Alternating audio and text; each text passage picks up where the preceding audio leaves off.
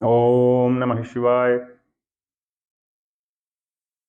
मैं आपको एक रहस्यमय चीज बता दूं, जिसका ज्ञान आपको नितांत आवश्यक है और जो आपकी रुचि को, आपकी इच्छा को बढ़ाने वाला भी है। ये वृतांत ये है, विषय यह है कि मूर्ति को दीपक क्यों दिखाते हैं।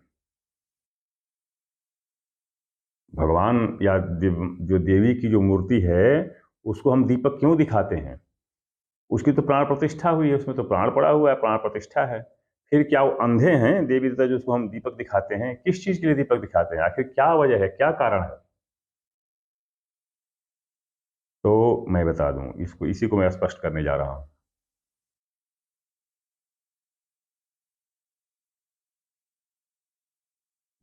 अग्नि तीन तरह की होती है आप लोगों को प्राप्त। ये मैं इसलिए बता रहा हूं क्योंकि बहुत ऐसे अंधविश्वासी नास्तिक लोग हैं जिनको और कोई काम तो है नहीं। उनके दिमाग में कोई भी सार्थक विचार, सार्थक सोच तो आ ही नहीं सकता है, क्योंकि वो शापित लोग हैं। उनको ईश्वर का शाप मिला हुआ है, वो नारकीय लोग हैं। तो जिनका प्रारब्ध ही नरक में है और जिनको उसको उसके निदान की कोई आवश्यकता नहीं, उसके लिए क्या कहा जा सकता है? तो ऐसे नास्तिक लोगों के लिए, जो आज के यवन विचारधारा पर आधारित पाश्चात्य सोच से प्रेरित विज्ञान जो अधूरा है, उसी को ये अपना सर्वस्व मानते हैं, इसीलिए उनको उनके अनुसार बताना पड़ रहा है। विषय पर आता हूं। अग्नि कितने तरह की होती है? तीन तरह की। जठराग्नि, बड़वाग्नि, दावाग्नि। बड़वाग्नि कहाँ होती है? सबमरीन जिसको कहते हैं, समुद्र में। दावाग्नि होती है जंगल में, जो लकड़ियां से आपस में रगड़ करके और जंगलों में आग लग जाती है। जठराग्नि कहाँ होती है? हमारे अंदर होती है। उसी अग्नि के कारण हम आज तक पता नहीं कितने अन्न खा गए और सब उस पर जलकर भस्मीभूत हो जाता है, सब जलता जाता है। ठीक इसी प्रकार किस तरह से?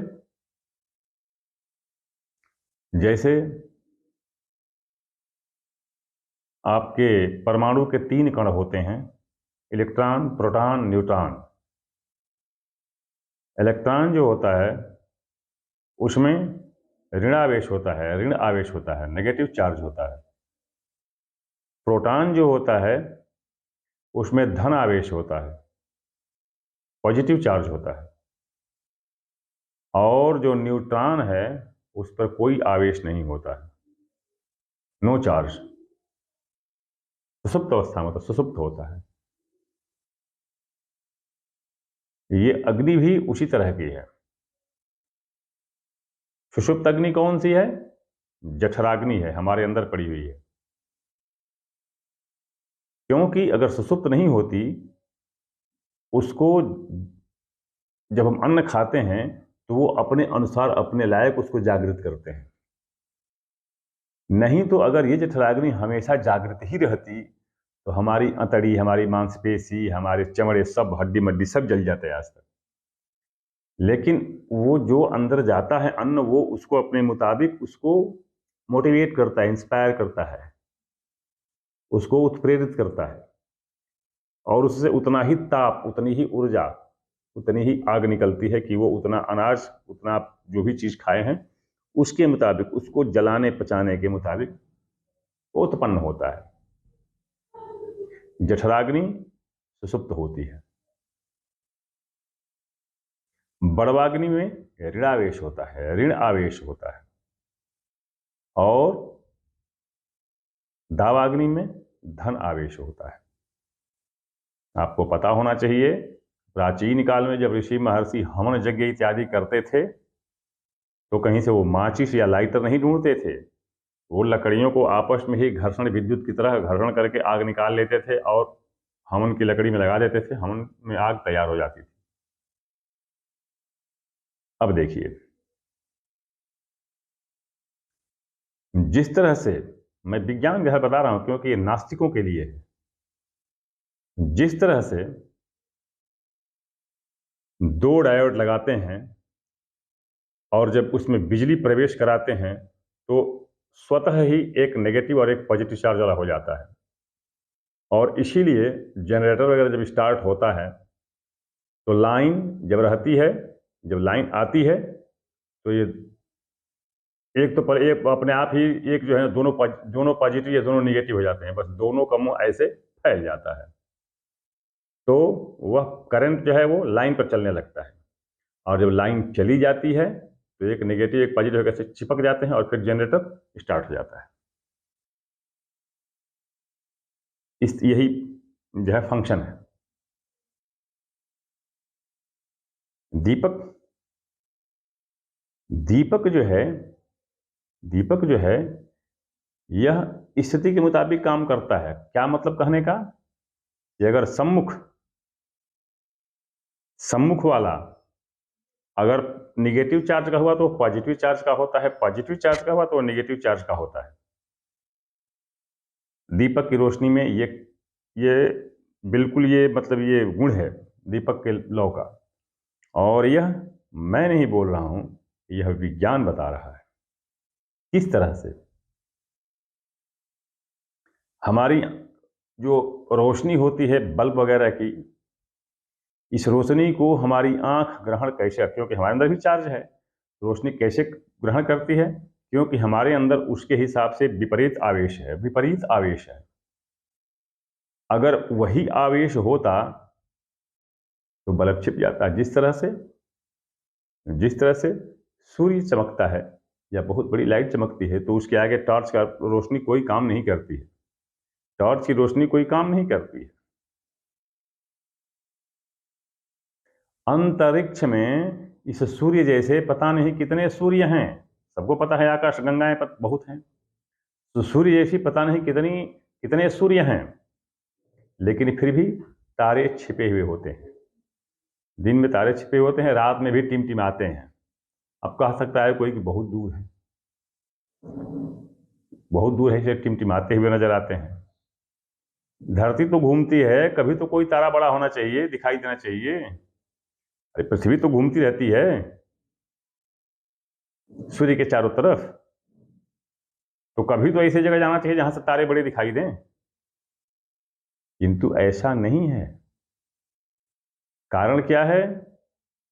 क्योंकि सूर्य की रोशनी जो है आवेश कुछ अलग और तारों का आवेश कुछ अलग नहीं हो पाता है, दोनों समान आवेश के हो जाते हैं, इसलिए उनकी रोशनी समाप्त हो जाती है। हमारे अंदर भी अगर हमारे आंख में भी बल्ब जलता स्वतः प्रकाश होता तो सामने जो हम कृत्रिम बल्ब जलाते हैं उसकी जरूरत नहीं पड़ती। ये विज्ञान का नियम है कि कोई भी प्रकाश हमारे आकर के रेटिना के फोकल लेंथ से टकराता है, वापस जाता है, तो वही रोशनी वापस जैसे दिखाई देती है। ये विज्ञान का नियम है, किसी भी ऑप्थेल्मोलॉजिस्ट से आप पता कर सकते हैं। तो खैर ये तो विज्ञान थोड़ा आ गई बात बीच में। तो ये जो दीपक की रोशनी जो है यह उस हिसाब से बदलती है। हमारे अंदर अगर पॉजिटिव चार्ज है तो उसके अंदर नेगेटिव चार्ज होगा, फिर रोशनी को हम लेंगे। अब बात आती है कि भाई रोशनी तो जब इसमें होती है तो बल्ब में भी होती है रोशनी, तो बल्ब जलाने के बाद जहां मंदिर में बल्ब जल रहे हैं वहां पर वो दीपक का वो दिखाने का क्या तात्पर्य है? तो अब मैं यहां पर बताऊं कि दीपक से निकलने वाली रोशनी में जिनको हम अंग्रेजी में अल्फा किरण कहते हैं, अल्फा, और इसको क्या कहते हैं, ये अपने शास्त्रीय भाषा में क्या कहते हैं? वितघ्नी। वितघ्नी किरण, वितघ्नी किरण, हमारे शास्त्र में इसको वितघ्नी किरण कहते हैं, जो दीपक से रोशनी निकलती है। इसका क्या रूप होता है? ये बहुत गाढ़ी होती है, बहुत डेंस जो होती है, गाढ़ी। और बल्ब या सूर्य की रोशनी बहुत विरल होती है, बहुत रेयर, उसमें बहुत गैप होता है, इसीलिए वो तेज चलती हैं और ये धीमे चलता है। दीपक की जो है धीमे चलती है, किंतु जो उसकी वितग्नि किरण है वो बहुत डेंस्ड होती है, घनी होती है, और वो सामने पड़ने वाली मूर्ति पर ही नहीं, शरीर पर भी, शरीर के अंदर भी एक अलग ऊर्जा उत्पन्न कर देती है, बहुत घनीभूत होती है वो, और शरीर पर टकराती है तो उसके विपरीत आवेश यहां पर उत्पन्न होगा और एक अलग ऊर्जा, ज्यादा ऊर्जा उत्पन्न होगी। किंतु अगर वही दीपक टिमटिमा रहा हो, तो टिमटिमाते हुए दीपक से निकलने वाले प्रकाश का शरीर पर या पत्थर पर या मूर्ति पर कोई विशेष प्रभाव नहीं पड़ता है, क्योंकि उसकी किरण उस पर आ नहीं, मतलब जितना प्रभाव कुछ उत्पन्न होना करना चाहिए आ नहीं पाता है। इसीलिए दीपक को हमेशा थोड़ा जो जाज्वल्यमान होना चाहिए, टिमटिमाते हुए नहीं होना चाहिए। अब उससे क्या होता है कि उससे शरीर में, हमारे शरीर में या पत्थर में, मूर्ति में क्या होता है, उसमें एक तरह से स्फुरन पैदा होता है, स्फुरन पैदा होता है वो दीपक दिखाते रहने से। और कुछ अरसे बाद, लंबे समय बाद, उसी पत्थर को जागृत पत्थर कहते हैं। ज्योतिर्लिंग क्यों कहते हैं, ज्योतिर्लिंग क्यों कहते हैं? याद अनादिकाल से पता नहीं कितने लोग इसको दीपक दिखाते चले आए, पूजा करते, दीपक दिखाते चले आए, दीपक दिखाते चले आए। कई तरह के acids, tartaric acid, turmeric acid, salicylic acid, मतलब दही, हल्दी, दूध, घी, सब, चंदन, पता नहीं क्या क्या चीज, एसिड्स डालते चले आए, और एक लंबा अरसा, हजारों हजारों साल व्यतीत हो जाने के बाद वो लिंग ज्योतिर्लिंग हो गया, वह ज्योतिर्लिंग हो गया।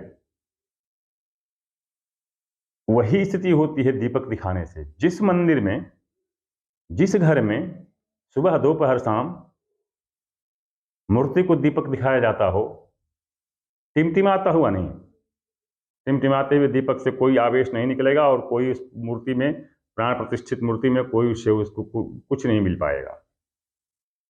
तो दीपक दिखाने से मूर्ति जागृत हो जाती है, सक्रिय हो जाती है।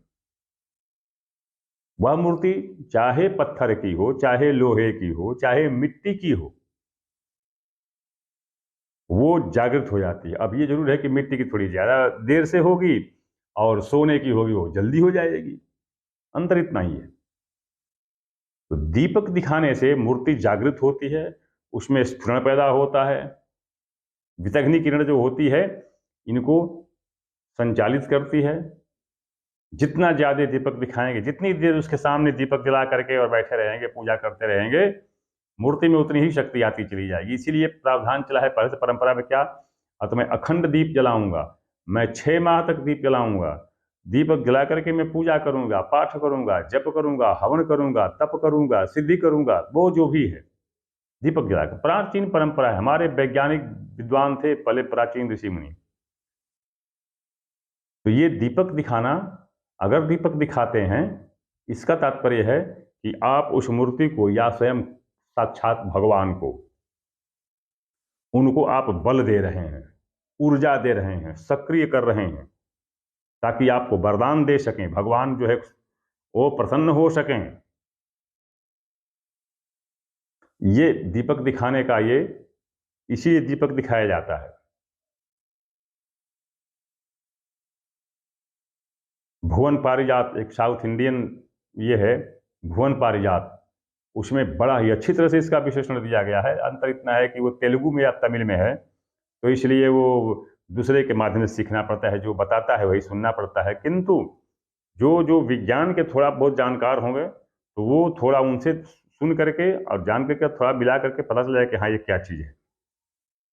तो ये दीपक दिखाना मतलब उस मूर्ति को प्रेरित करना।